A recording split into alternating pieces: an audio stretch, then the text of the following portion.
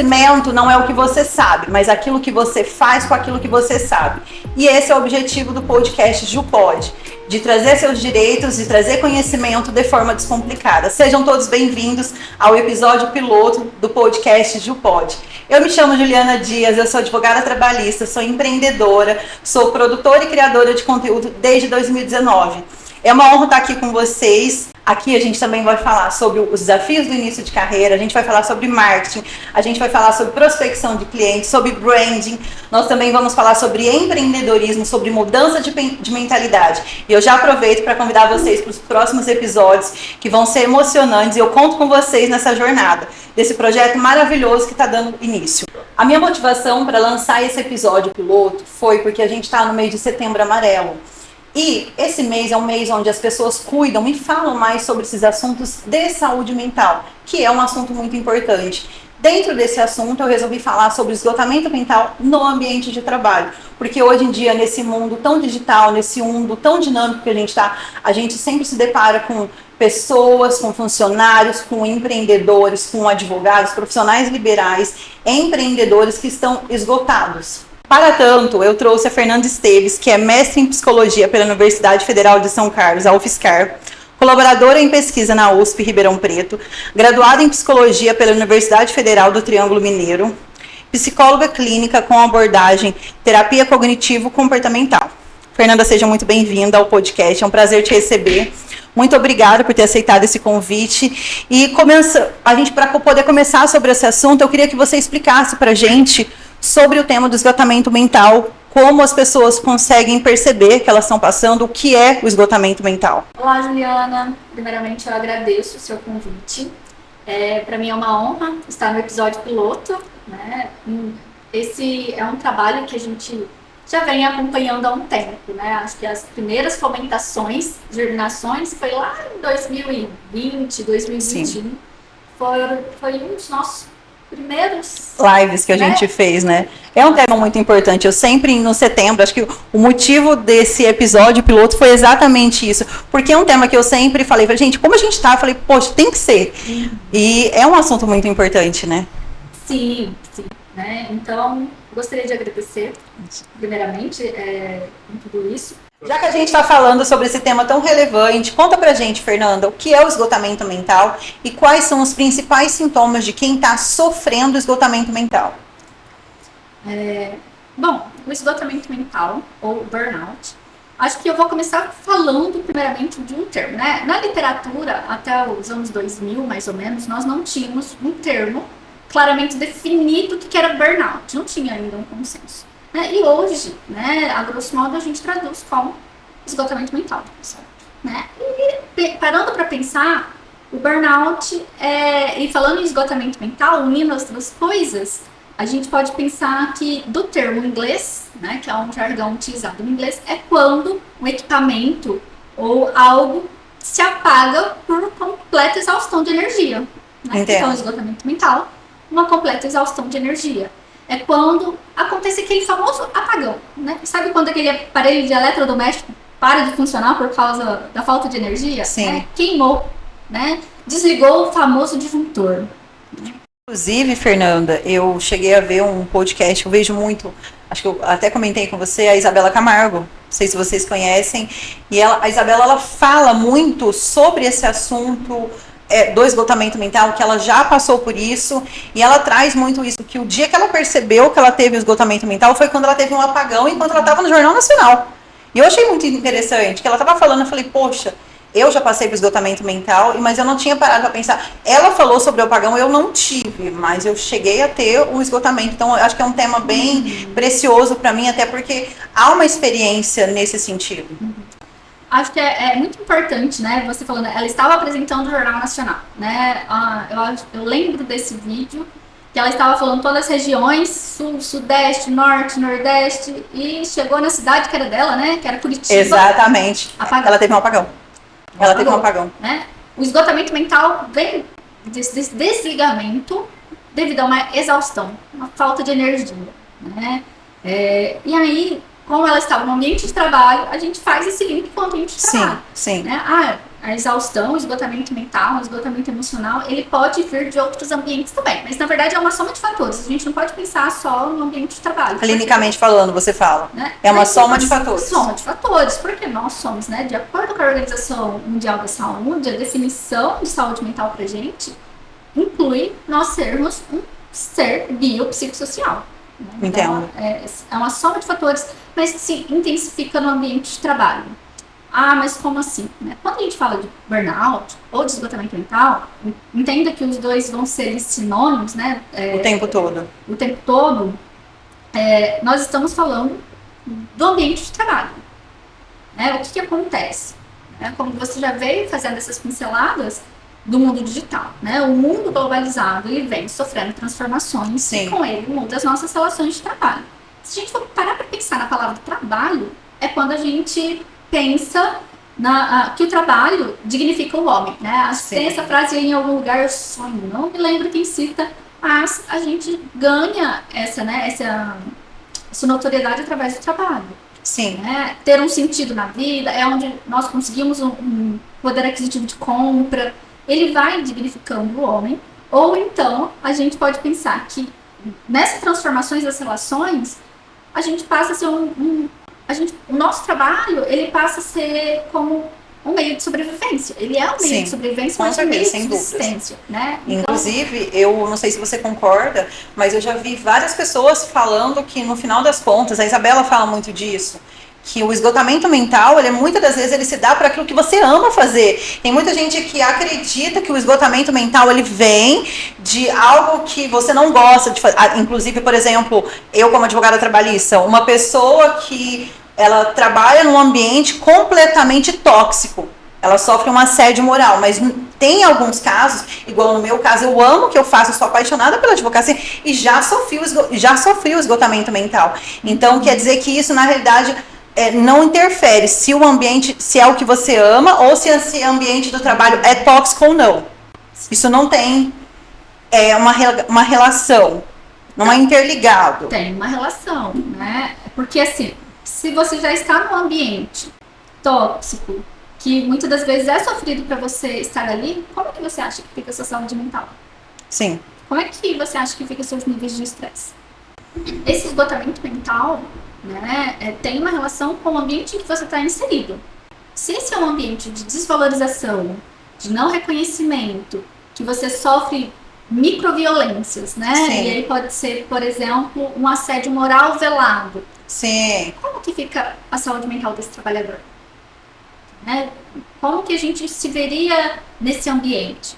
Imagina acordar todos os dias para ir trabalhar e estar em um momento em que acontece uma série de situações que se tornam fatores de risco para você e para a sua saúde mental. Fatores de risco para a nossa saúde mental pode ser um chefe abusivo no sentido assim, de fazer um desvio de função, por exemplo. Né? Entendo. Um desvio de função. Ou um chefe abusivo que te pede pra... Na verdade, abusivo, acho que eu tô falando bem... Não é abusivo, não é abusivo mesmo. Por exemplo, vou dar um exemplo para você. Aquele chefe que diariamente ele chega para você e fala, olha, ou você pede demissão, ou você faz tal coisa, ou se você quiser continuar, você pede demissão. Senão você pode sair. Você não tá gostando, pede pra sair.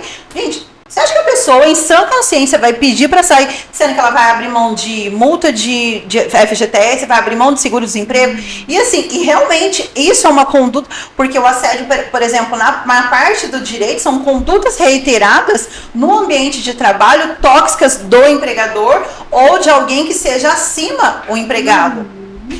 Exato. Essas ações desrespeitosas. Sim, sim. Assim, né? Por exemplo, desvio de função, ou então situações que o fazem ficar até mais tarde, situações que não permitem realmente um ambiente adequado para que esse trabalhador, né, que esse colaborador se sinta à vontade, a vontade de estar ali. Trabalhar, né, tivemos uma sociedade capitalista. Sim. Então, sem o trabalho, não conseguimos sobreviver. Né? Mas quando a gente fala em saúde mental, né, nós também estamos falando sobre oferecer condições para que o ser humano se desenvolva. Entendo. Então, por exemplo, condições adequadas de trabalho é uma das que pode promover a saúde mental. Lazer, né? Poder aquisitivo, né? Porque você não quer viver num mundo em que você não que você só trabalha e não compra. Sim. Né? Você não tem esse retorno para você. Também ambiente que possa fornecer o que é necessário para o seu desenvolvimento. O básico, o mínimo. O mínimo. Então, nós começamos a falar de saúde mental a partir disso. E o esgotamento mental vem dessa sobrecarga de trabalho, do excesso de trabalho, ou dessas microviolências que o colaborador ou a colaboradora sofre, ou situações que ela enfrenta nessa jornada de trabalho, né? Quais são os principais sintomas para uma pessoa identificar que ela está com esgotamento mental? Bom, quando nós falamos de esgotamento mental, nós avaliamos 3 dimensões, né? A exaustão emocional, Sim. que vem pelo esgotamento, seja emocional, psicológico, físico, e aí você pode pensar em sintomas, né? Quando a gente chega num esgotamento, dores de cabeça, problemas gastrointestinais, né? Quando aquela famosa assim, nossa, estou com a dor de estômago que não passa. Entendo. Né? Aquela úlcera, né? Sim. Você começa a sentir a úlcera, né? Nossa, eu estou com uma terrível dor de estômago que não passa. Uma dor de cabeça que não passa. Uma enxaqueca? Uma enxaqueca que não passa, né? Fadiga, né? Que aí a gente já passa por outros domínios também fisiológicos, né? Fadiga, falta de ar. Muitas das vezes, né, as pessoas elas não conseguem identificar sintomas e podem ser confundidos com ansiedade, né? Estou com falta de ar. Eu não consigo, por exemplo, dormir, que também pode ser insônia. O sono já não é mais reparador. Perca do cabelo? Perda Alopécia? Alopécia. Né? Tá. Né? Esses são sintomas físicos. Né? Então, quando a gente está falando em esgotamento mental, a gente, além de ter... Porque muita da gente tem infelizmente, você como psicóloga mais que ninguém sabe disso, que tem um tabu muito grande quando a gente fala de saúde mental. Ou seja, quando a gente está falando de esgotamento mental, os sintomas, eles passam a ser além do mental, além do psicológico, e você já começa a ter sintomas no corpo, é isso mesmo? Exato, né? Porque, parando para pensar que nós somos um ser psicossocial, isso também vai afetar. Então, temos o físico, por exemplo, que você pode ter fadiga, dores no corpo, dores de cabeça, úlcera, problemas gastrointestinais, insônia, né? Ou comer em excesso, ou não comer. Tá? Perda de cabelo. E aí nós também vamos ter a outra dimensão, que vai ser a despersonalização. Olha só, o que é despersonalização? Um exemplo que nós podemos citar é, por exemplo, quando eu começo a ter uma interpretação de que nada está valendo a pena. Ou que tudo que está dando errado na minha vida, nossa, eu não sinto prazer no meu trabalho. Eu que nunca estou feliz com nada. Né? Ou então, ela começa a assumir culpa. Eu não consigo ter uma progressão no meu cargo, eu não consigo fazer nada direito, e eu começo a despersonalizar. E isso também entra na questão social. Entra na questão que eu me distancio das minhas relações interpessoais. Porque, imagina, se a gente está falando de algo que queimou, algo que que parou de funcionar por exaustão, o famoso desligou o disjuntor. Sim. Como que você acha que a gente vai conseguir socializar, por exemplo, ir num happy hour com os amigos, sentar na mesa de bar e conversar? Você não tem forças. Aí nós estamos começando a entender o que é esgotamento. Eu digo isso com propriedade, com quem já passou. Você não tem forças, né? Você não. Você até quer.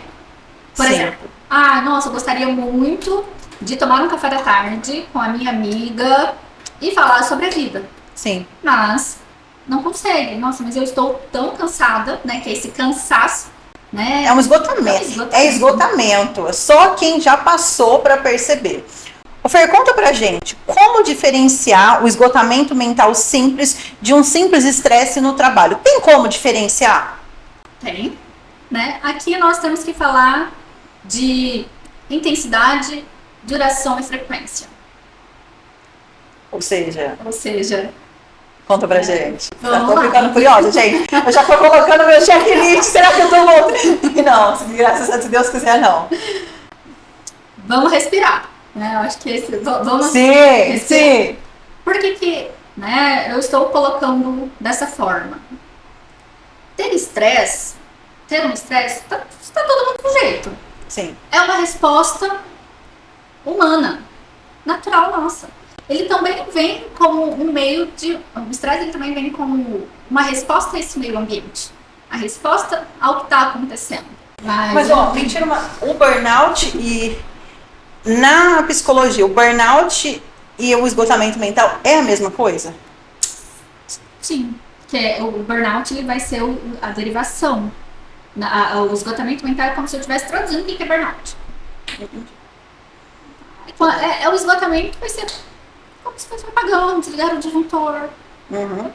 Fernanda, conta pra gente, como a gente pode fazer para diferenciar o esgotamento mental do estresse normal no ambiente de trabalho? Bom, aqui acho que é interessante a gente falar de duração, frequência e intensidade. Né? O que é o estresse? É o que a gente está, né? Qual é o nosso entendimento do que é o estresse? Você já teve situações que você sentiu estresse, por exemplo? Sim. Na advocacia, quase todos os dias, quase todas as horas. O pessoal que está aqui na equipe, tem aqui uma pessoa que está fazendo direito, trabalhava com advogada, quase todos os dias, quase todas as horas. Mas como que você manejava isso? Isso passava, por exemplo? Passa. Exatamente, passa. Vocês... É um dia assim, no dia, 2 dias no máximo, eu fico estressada com a situação, ou na hora, naquele momento que eu passei, mas aí depois acaba sendo tranquilo. Acaba manejando. Exatamente, acaba amenizando. Você maneja sim. estresse. Né? O que é o estresse? Né? O estresse ele pode ser definido como um estado de preocupação ou uma tensão mental causada por uma situação difícil. O que poderia ser uma situação difícil que poderia nos causar estresse? Posso dar um exemplo na minha área? Você perdeu um prazo de um cliente, que é inconcebível. Perder um prazo de um cliente. Exato, por exemplo, às vezes algum colega que tem uma opinião divergente, algum cliente que não entende. A minha profissão é algo nesse sentido. Exato. Ou então uma entrevista de emprego. É normal que a gente... Sim. O estresse.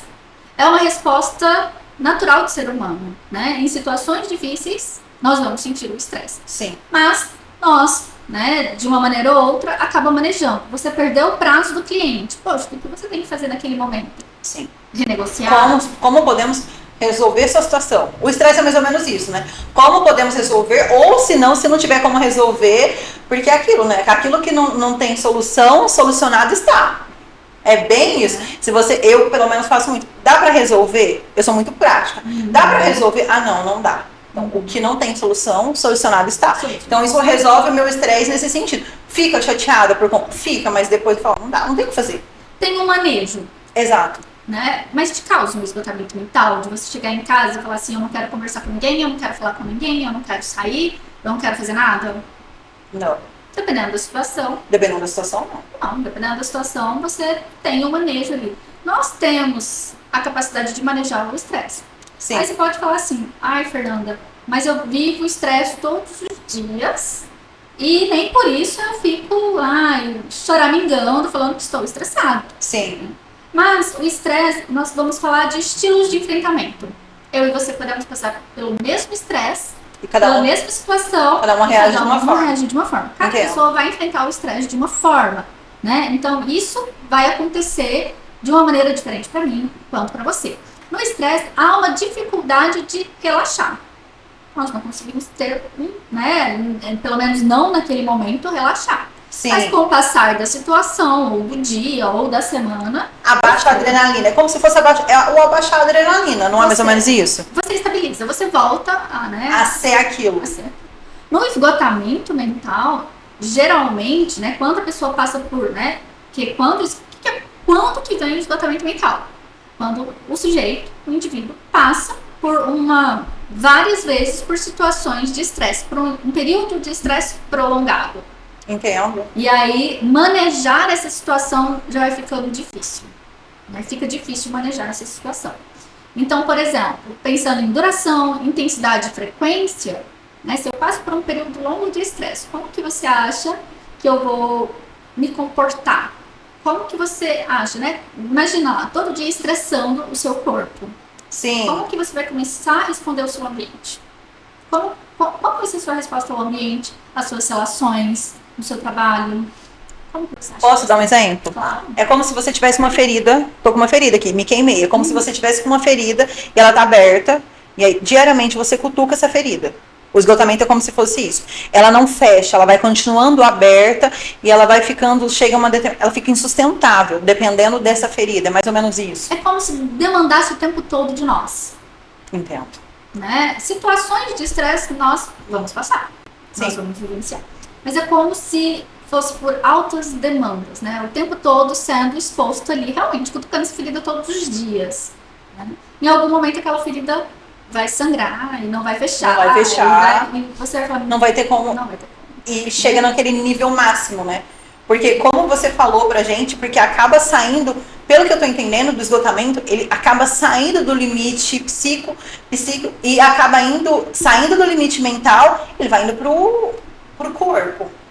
Nós temos uma coisa que nós falamos em psicologia da psicossomática. Tudo que o nosso emocional não aguenta vai pro corpo. Né? Então, quando nós somos colocados em várias situações de estresse, o estresse ele pode se tornar crônico e pode se agravar outras questões. Né? Então, por exemplo, numa situação de estresse, você consegue se concentrar? O que acaba acontecendo quando você está numa situação estressante? Você consegue prestar atenção ou desenvolver, sentar ali e começar a redigir uma ata, sei lá, de um trabalho? Uma ação. Não. Né? Então, a dificuldade de concentração, a dificuldade de relaxar, né? De dormir, insônia. Só que nós, né? Você saiu de férias, por exemplo, nossa, diminuiu. No esgotamento mental, geralmente tem essa perda, né? Essa perda de situações que antes eram prazerosas pra gente. Eu ia deixar para falar desse caso pessoal meu. Eu já disse para vocês que eu já passei por isso e eu lembrei exatamente do episódio que aconteceu ano passado. Eu passei tudo, até a questão que você está falando de insônia, de não dormir, de você chegar no teu limite. E aí eu viajei em novembro e viajar sempre resolveu para mim. Eu não consegui, não tinha como. Eu não conseguia me desligar do trabalho. Eu estava lá em Santa Catarina pensando no trabalho. O tempo todo eu pensava naquilo que estava me demandando, de que eu tinha que fazer, resolver alguma coisa por celular. Eu não consegui, realmente, o que você está falando, faz muito sentido, porque eu não consegui desligar. Mas parece que existe, né? Parece que existe, eu não sei se é todo mundo concordando, mas faz sentido. Parece que é uma culpabilização de quando eu não estou sendo produtiva. Sim. Se eu estou em casa, descansando, sem fazer nada, obviamente, o que o nosso cérebro começa a fazer? Lembrar de coisas que a gente tem que fazer. Sim. Eu tenho que mover aquela ação, eu tenho que estudar. Responder tal cliente, fazer tal coisa, sim. E nós, no mundo da tecnologia, estamos sendo demandados o tempo inteiro. Sim. Né? Quantos clientes te mandam mensagem fora do horário de trabalho? O tempo todo. Inclusive, eu coloquei uma mensagem automática no meu WhatsApp profissional. Se for urgente, liga. Porque o WhatsApp, infelizmente, eu acredito que foi aquela questão do começo que a gente falou. Que, assim, hoje em dia, esse mundo digitalizado, o WhatsApp, ele dá a impressão que você está disponível o tempo todo. Então, assim, o que eu coloquei? Dias para trás mesmo, uma pessoa falou, olha, eu te mandei mensagem, você não me retornou. Ela me mandou mensagem, se eu não me engano, acho que era no sábado. E aí, na segunda, eu ainda não tinha respondido, até porque eu coloco, as mensagens serão respondidas por ordem cronológica. Se for urgente, eu coloco em negrito, ligue.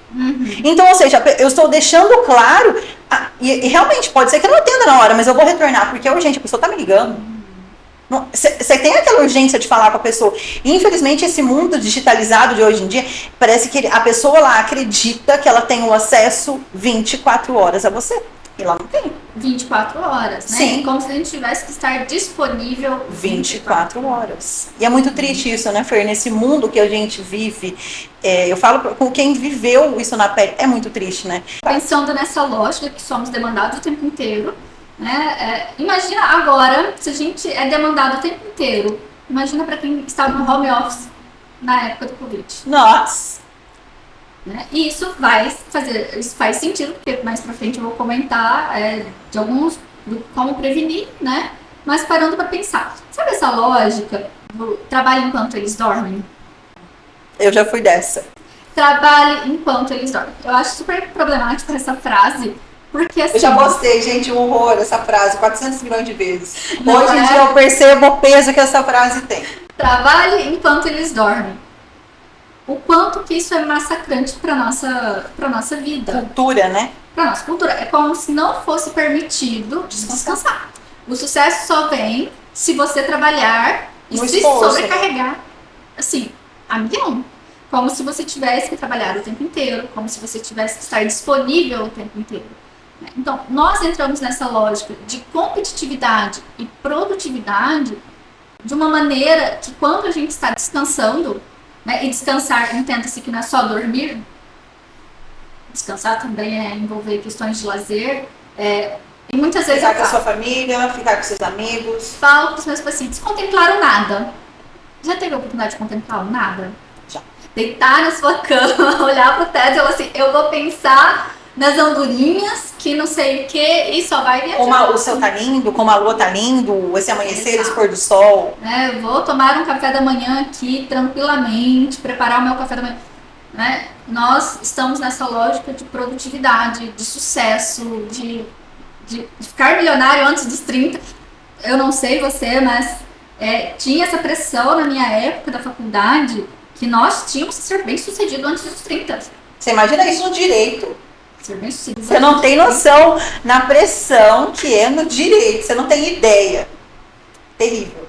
Eles diziam, quando eu comecei, eles falavam assim, que nos 5 primeiros anos de advocacia, depois dos 5 primeiros anos começava a vir dinheiro. Deu 5 anos, gente, cadê o dinheiro? Cadê o dinheiro? Cadê o dinheiro? Cadê o glamour? Exatamente, onde acaba entrando muita constância, né, Fer?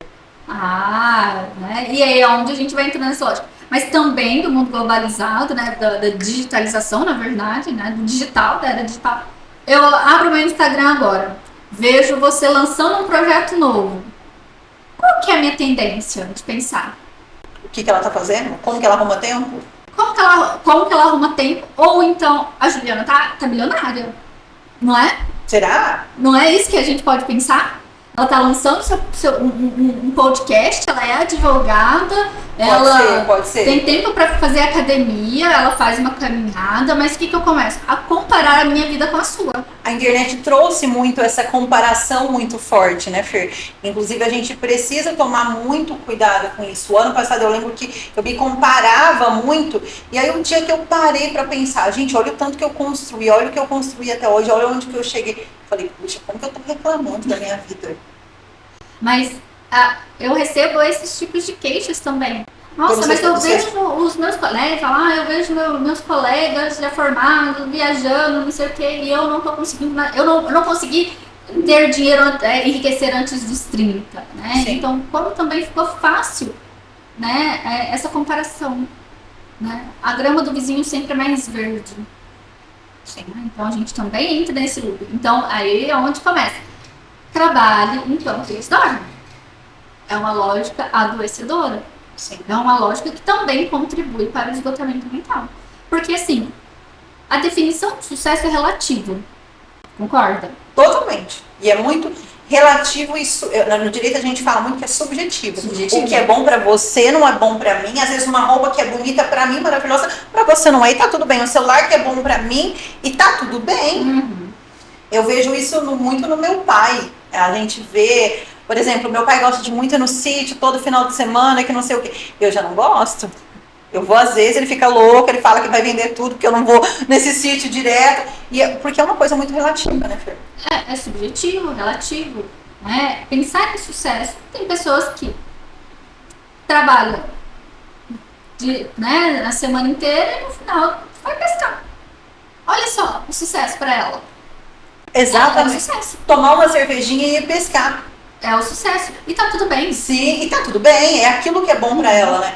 Por exemplo, eu não gosto de beber, bebo muito pouco. Já saí, eu falo que eu já saí. Eu já tive, a gente tem uma fase que a gente sai muito, que a gente aproveita muito da vida. Hoje em dia eu já tô mais de boa e tudo. Mas eu falo que às vezes eu queria ter esse hábito de sair, de beber, porque isso você vê das outras pessoas, você fala, poxa vida, eu tô aqui. Mas é essa comparação. Né? Então, muitas das vezes nós somos consumidos por essa lógica de que sucesso tem que ser uma BMW na garagem, um carrão, viagens, fotos internacionais. Sendo que o sucesso pode ser, pura e simplesmente, eu chegar em casa depois de um dia de trabalho, abraçar os meus gatos. Isso é Seus sucesso. pais? Meus pais, né? Ou então deitar na minha cama e contemplar a nada. Ou então também sucesso pode ser chegar em casa, pegar um livro para ler, estudar, viajar. Então assim, Ajudar um cliente. ajudar Um cliente, não um paciente. ajudar um paciente, tipo, A superar alguma coisa na sua área, por exemplo. No meu caso, ajudar um cliente a ganhar uma ação, a resolver. No final das contas, não é ganhar ação, o advogado é muito para resolver problema, ajudar meu cliente a resolver o problema. No seu caso, você vai ajudar o seu cliente a resolver aquele problema que ele está passando. Né? como manejar da melhor maneira possível Sim. aquela situação, né? Sim. Acho que é importante a gente desmistificar que psicólogo é só quando a gente tem problema. Não. Nem sempre, né? Eu Uma sempre orientação fiz de carreira. terapia, exato, sempre fiz. Esses dias quando eu me dei alta, inclusive eu me dei alta quando eu passei pro episódio de esgotamento, eu não voltei ainda. Quando eu mais precisava, eu não estava fazendo. Então você não teve alta. Não tive alta. Não, porque o paciente não dá alta. Não tive alta. Ponto. A gente fala. Mas aí eu falava, enfim, por N motivos eu não estava indo. Olha pra você ver. Mas né? Esse distanciamento é despersonalização. Sim. Eu acho que eu não preciso de terapia porque terapia não tá resolvendo. Mas por que não tá resolvendo? Porque você não tá bem. Por quê? Né? E aí, como que vai responder? Como você vai responder essa pergunta? Indo na terapia? Sim. Você responde indo na terapia. Mas, Ju, eu acho que é importante a gente pensar que muitas das vezes as pessoas não se dão conta de reconhecer esses sintomas. Sim. Eu posso trazer uma questão assim, né, da minha infância. Quando eu era criança, eu sentia muita ansiedade. Eu não queria ir pra escola. Me dando horário, eu sentia muita ansiedade, não queria ir. Mas eu falava pra minha mãe que eu estava com vontade de vomitar. Minha mãe achava que, né, na terceira, quarta vez, ela falou assim, você tá mentindo. Ela não tá. Ela não tá, ela só Não é bem assim. não quer ir pra escola. Mas depois, né, que a gente tem essa consciência do que é ansiedade, do que é depressão, do que é estresse, né, de todas essas questões, nós começamos a ter mais, ficar mais lúcidos nessas questões, né, a gente passa a reconhecer mais o que são esses sintomas, na verdade. Sim. Então, muitas das vezes, a pessoa não procura terapia por não reconhecer esses sintomas, por não Certo. saber identificar esses sintomas, né, por exemplo, uma enxaqueca que não passa. Por que ela não passa? Por que ela não passa? Aí vai ao médico, toma medicamento, né? Muda a alimentação, muda uma série de coisas, mas não passa. Ô, Fer, então aproveitando que você está indo por esse lado, que era mais ou menos esse ponto relevante que eu queria comentar com você. Quais são as medidas preventivas que os profissionais, as pessoas que estão suspeitando que pode estar pode vir a adotar para evitar chegar no esgotamento mental? Bom, acho que o primeiro ponto já é olhar para reconhecer esses sintomas.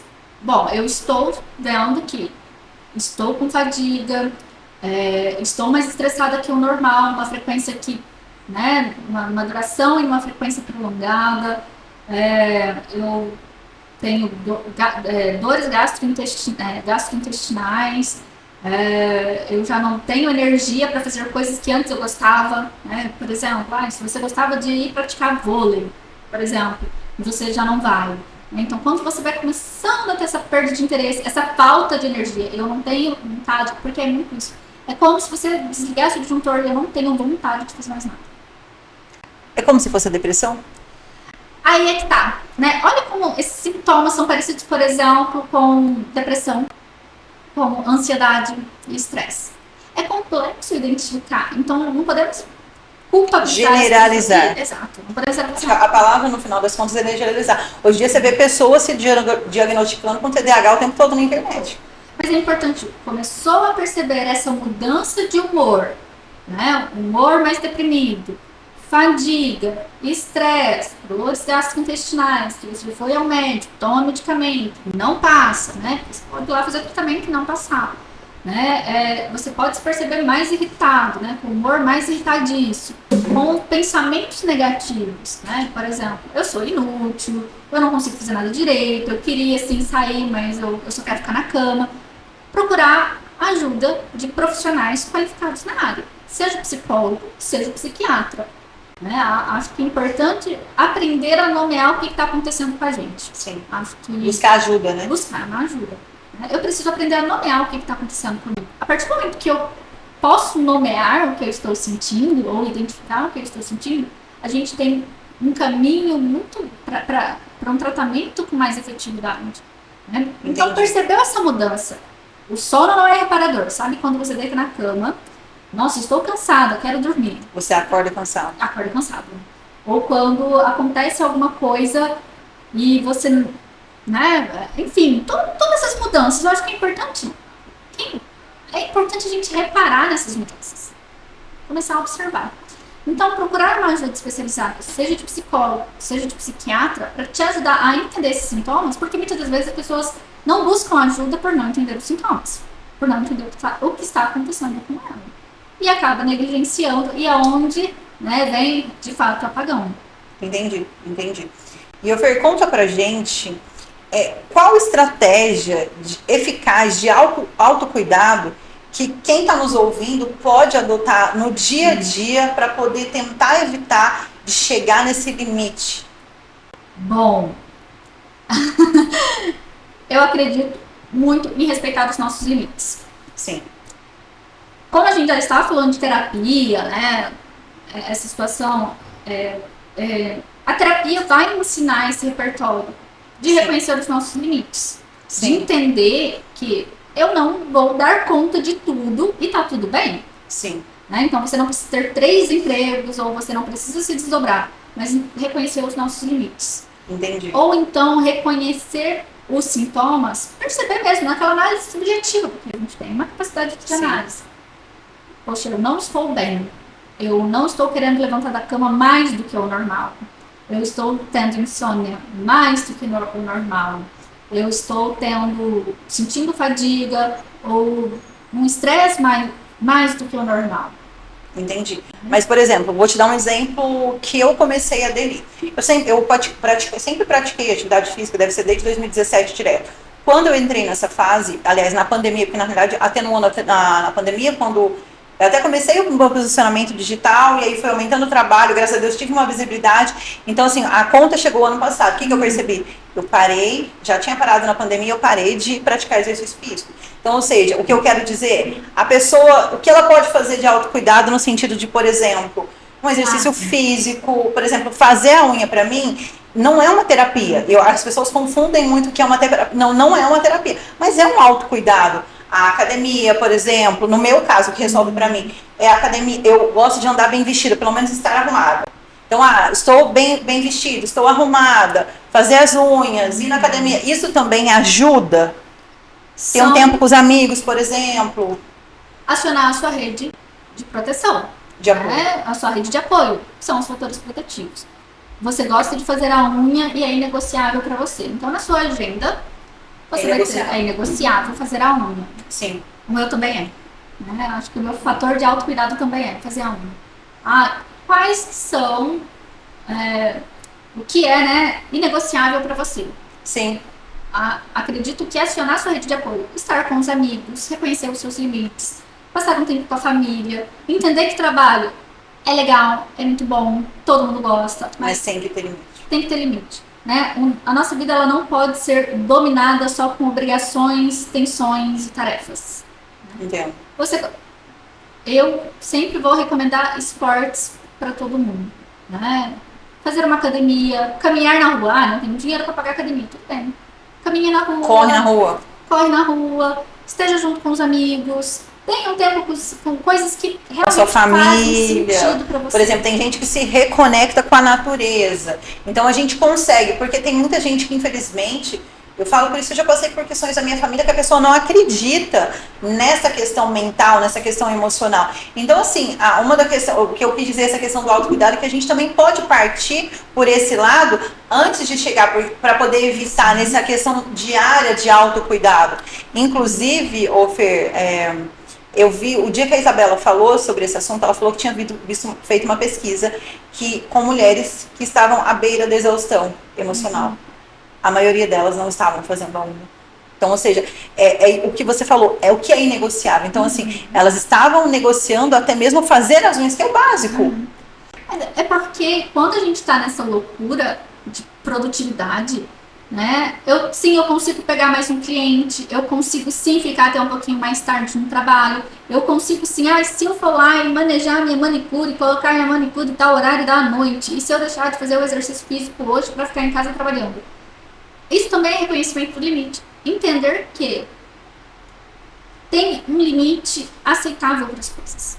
Entendo. Né? Então, para você é negociável fazer as unhas, para mim também é. Sim. Né? Estar em família é inegociável para mim. Sim. Eu quero estar com a minha família. Eu não, né? Mas tudo isso do que faz sentido. Né? Exato, porque é muito subjetivo, né? Exato, o que faz sentido para mim pode não fazer para você, tá tudo bem. O que eu sempre bati muito nessa tecla, Fer, do autoconhecimento. Todo mundo precisa se conhecer e ver aquilo que faz bem e aquilo que não faz. Exatamente. O autoconhecimento, ele vai ser uma ferramenta importante para entender, né? Quando eu tô bem, quando eu não tô, o que é negociável para mim, o que é inegociável, né? Tudo isso vai fazer parte desse arcabouço. Quanto mais a gente se conhece, mais a gente tem um repertório, a gente tem ferramentas para olhar e falar assim, não, isso aqui está errado, não, isso aqui está passando dos meus limites, né? Eu não estou... Porque muitas vezes a gente fala assim, as empresas já têm essa cobrança em excesso de produtividade, de trabalho, de carga. Mas em que momento eu, também, fora do meu horário de trabalho, estou olhando para mim? Sim. Acho que é importante olhar para tudo isso como se você também fosse uma prioridade.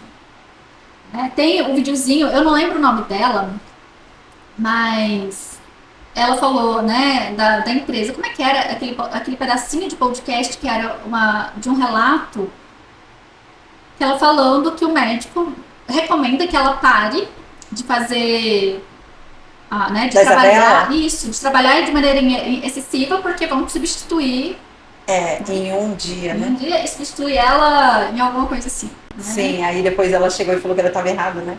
Terminou de contar. Mas eu não lembro muito bem. Você quer que eu conte? Eu acredito. Não, acho que é só. Pode contar. Não, é um episódio que a Isabela Camargo, ela fala, Isabela, se você continuar trabalhando desse jeito, você morre e você vai ser substituída em um dia. Aí quando ela passou por esse episódio, ela foi substituída, se eu não me engano, foi em coisa de 3 horas, 2 horas. E aí ela chegou e falou pro médico, você errou. Eu poderia ser substituída em tal tempo.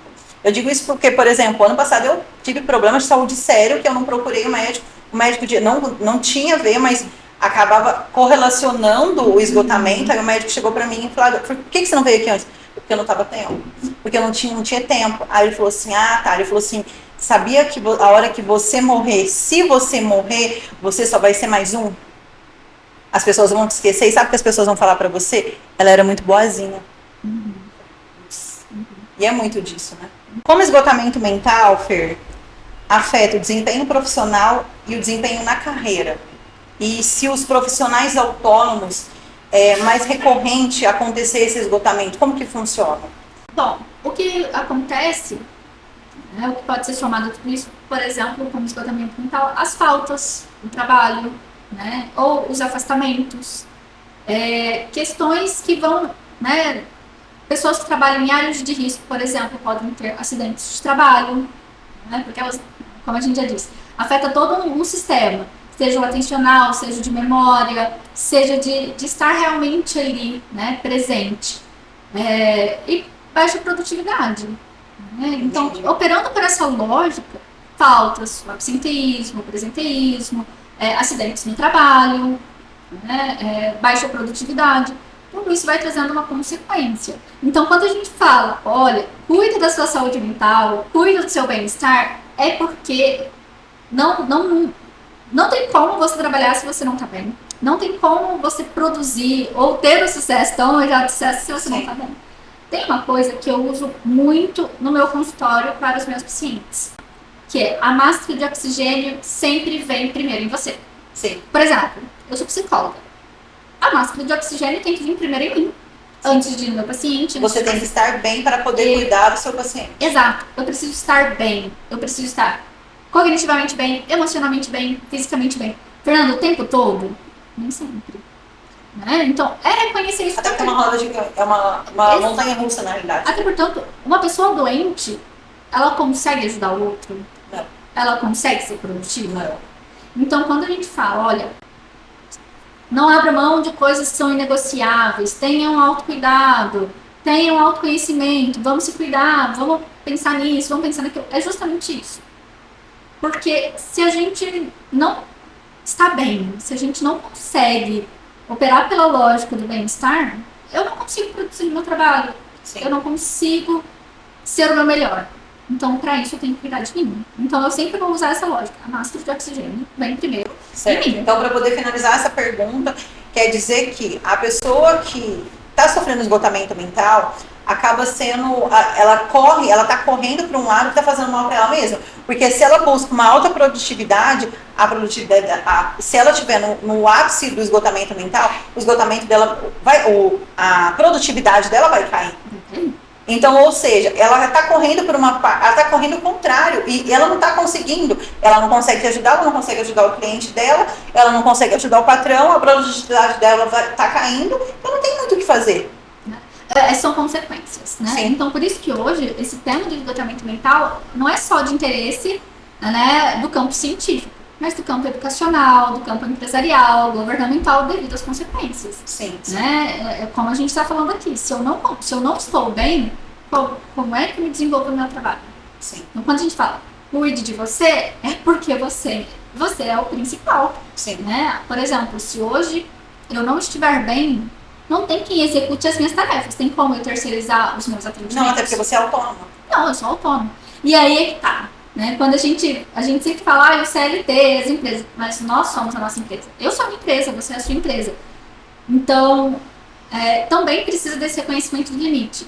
Quando a gente é autônomo, eu não sei se acontece com você, mas a gente começa a pegar trabalho loucamente. Não, sempre cabe um paciente aqui, se eu acordar às 6 horas da manhã, eu consigo atender X paciente. Sim, o tempo todo. E se a minha clínica funcionar até 22 horas, né? Eu trabalho até mais tarde. Eu sou terrível. Porque eu sou aquela... dias pra trás doeu muito essa questão do trabalho, porque meu pai chegou e falou assim pra mim, nossa, parece que eu tô perdendo minha filha por trabalho. Aí eu ri, dei uma brincada com ele. Eu olhei e falei assim, mas quando eu era pequena eu também era desse jeito. Então, tipo, o que você tá falando de mim? Mas infelizmente você vai percebendo. Então, assim, eu estou o tempo todo me policiando, preciso voltar pra terapia, preciso. Mas estou o tempo todo me policiando para que não deixar acontecer no esgotamento mental, porque foi o que você falou, eu tenho um filho, tenho uma profissão, tenho uma carreira, e aí, por exemplo, voltei na academia, voltei a fazer as coisas que eu gosto exatamente por isso. Mas por quê? Tem que ser inegociável. Sim. Porque assim, todo mundo fala, né? Tem um mito. Você ser autônomo para trabalhar menos. Mentira! Você trabalha muito mais. Você é o seu patrão. Você é seu patrão, né? Então você sempre vai acabar se experimentando. Então é importante também reconhecer esse limite. Não é porque eu sou autônomo. Mas eu preciso de dinheiro. Todo mundo precisa. Estabelecer esse limite. Lógico. Né? Mas o quanto que eu estou me desgastando e quanto que eu vou aproveitar isso? Na minha abordagem, a gente fala muito do aqui e agora. Sim. Eu só tenho o aqui e agora. Não estou falando para ser impulsivos e sair gastando e aproveitando a vida. Não, estou falando que eu só tenho aqui e agora. Então, eu posso sim trabalhar, mas ao mesmo tempo desenvolver atividades que possam gerar o meu bem-estar. Então, não adianta eu querer cuidar da minha saúde quando ela já está esgotada, quando ela está no fim. Né? Porque aí eu não consigo trabalhar, não consigo dinheiro, não consigo me divertir, não consigo nada. Então, é importante acho que o importante é esse balizador. Sim. Balancear, né? O quanto que eu consigo respeitar os meus limites.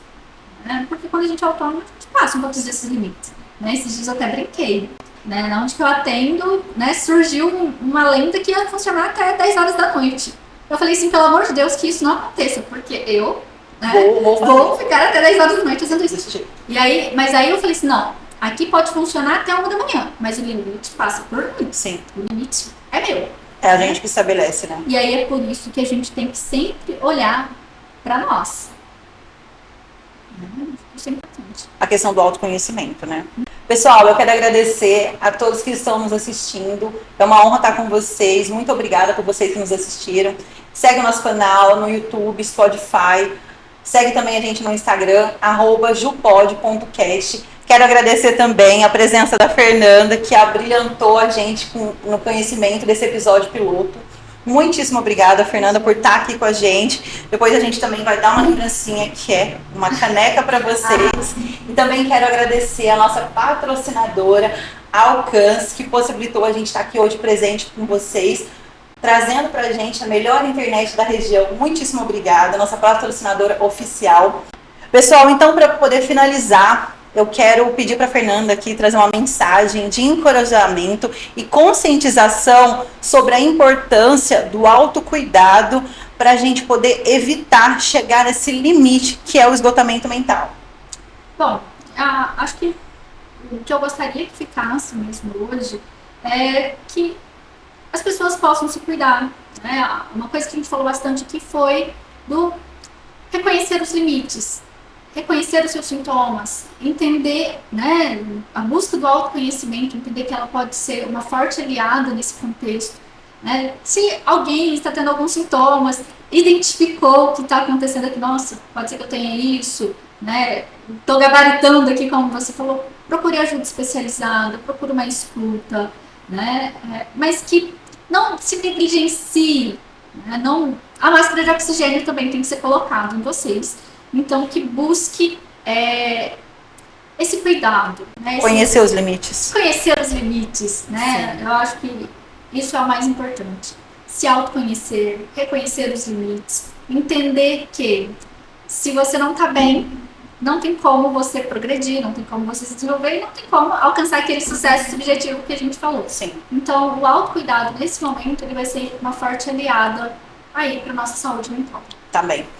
Muitíssimo obrigada, Fernanda. Pessoal, foi uma honra estar aqui com vocês nesse episódio piloto do JuPod. Fernanda, mais uma vez, muitíssimo obrigada pela presença. Não se esqueçam de seguir o canal no YouTube, Spotify, também de seguir o nosso Instagram, jupod.cast. Um beijo, até o próximo.